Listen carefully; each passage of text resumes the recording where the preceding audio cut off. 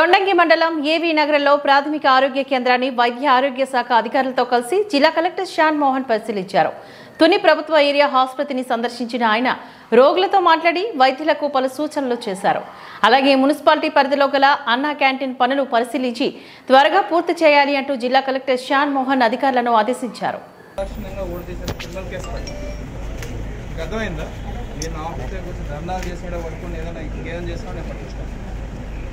ఉండే 20 ఎంతమంది వస్తారు రోజుకి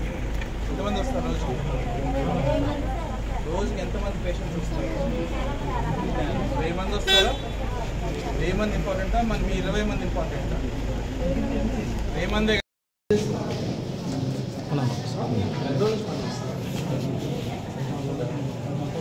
అవుట్సోర్సింగ్ పర్మనెంట్